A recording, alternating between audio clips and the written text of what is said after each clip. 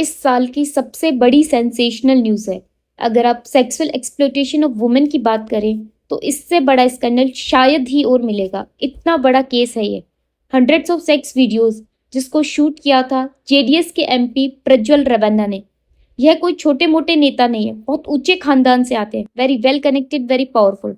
इतने पावरफुल कि पीएम मोदी ने भी खुद इनके लिए कैंपेन किया था। प्रज्वल एक पॉलिटिशियन है जो कि 17th लोकसभा हसन कॉन्स्टिट्यूएंसी से मेंबर है और री इलेक्शन के लिए खड़े हुए।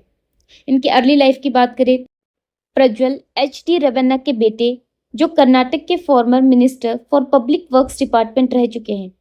ये इंडिया के former prime minister HD. Deve Gowda के ग्रैंडसन और कर्नाटक के former chief minister HD. Kumaraswamy के नेफ्यू हैं। प्रज्वल ने 2014 में बेंगलोर इंस्टीट्यूट ऑफ टेक्नोलॉजी से मैकेनिकल इंजीनियरिंग में ग्रेजुएशन किया और बाद में एक मास्टर्स डिग्री प्रोग्राम के लिए ऑस्ट्रेलिया गए, लेकिन पॉलिटिक्स में ज्वाइन करने के लिए इसे बीच में ही छोड़ दिया। पॉलिटिकल करियर की बात करें तो 2014 में प्रज्वल ने हसन में एच.डी. देवगौड़ा के कैंपेन में हिस्सा लिया। 2015 में उन्हें कॉमनवेल्थ पार्लियामेंट्री एसोसिएशन यूके द्वारा ब्रिटिश वे ऑफ गवर्नेंस को समझने के लिए चुना गया। हालांकि वे जेडीएस के मेंबर थे, लेकिन 2018 कर्नाटक लेजिस्लेटिव असेंबली इलेक्शन में पार्टी ने उन्हें टिकट नहीं दिया। 2019 में देवगौड़ा ने प्रज्वल को हसन से लोकसभा चुनाव लड़ने की अनुमति दी। प्रज्वल ने हसन से जीत हासिल की और अपनी पार्टी के एकमात्र विजेता बने। अपनी जीत के 12 घंटे के भीतर तुमकुर से अपने ग्रैंडफादर की हार से दुखी होकर प्रज्वल ने रेजिग्नेशन की घोषणा की और गौड़ा को सीट ऑफर की, लेकिन गौड़ा ने उन्हें डिसीजन रिकंसिडर करने के लिए कहा। सितंबर 2019 में कर्नाटक हाई कोर्ट ने उनके खिलाफ इनकम्प्लीट इलेक्शन एफिडेविट के लिए सम्मन जारी किया। जनवरी 2020 में जस्टिस जॉन माइकल ने पिटीशन को डिसमिस कर दिया। 2024 sexual abuse allegations. 2024 general election में प्रज्वल ने फिर से हसन कॉन्स्टिट्यूएंसी से चुनाव लड़ा। वोटिंग के दिन उनके पोलिंग एजेंट ने पुलिस में कंप्लेन दर्ज करवाई कि फॉल्सिफाइड फोटोज और वीडियोस प्रज्वल के खिलाफ सर्कुलेट किए जा रहे हैं। 27 अप्रैल को कर्नाटक गवर्नमेंट ने एलिगेशंस की जांच के लिए स्पेशल इन्वेस्टिगेशन टीम एसआईटी का गठन किया।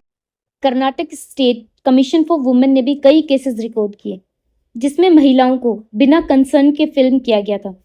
हजारों पेन ड्राइव्स जिसमें ये वीडियोस थे सर्कुलेट किए गए और कुछ को पब्लिक प्लेसेस में फेंका गया। अननोन लोग आते हैं, घरों में, मार्केट में, बसेस में, ट्रेन में, हर जगह पेन ड्राइव फेंक के चले जाते हैं। जैसे ही पेन ड्राइव लोगों ने लगाई, लोगों के पसीने छूट गए। उस पेन ड्राइव के कुछ फुटेजेस ऐसी थी जिसमें लड़कियां गिड़गिड़ा रही थी, चिल्ला रही थी, इनको छोड़ दिया जाए। But Prajwal as a psychopath हंस रहा था। एक वीडियो में 60 से 65 साल की महिला चिल्ला रही थी और ये उसके साथ जबरदस्ती कर रहा था। एक नहीं, दो नहीं, तीन नहीं, बट 2976 ऑलमोस्ट 3000 वुमेन के साथ जबरदस्ती करके इसने वीडियो बनाए। अगले दिन रिपोर्ट्स आई कि प्रज्वल अपने डिप्लोमेटिक पासपोर्ट का यूज करके जर्मनी भाग गया।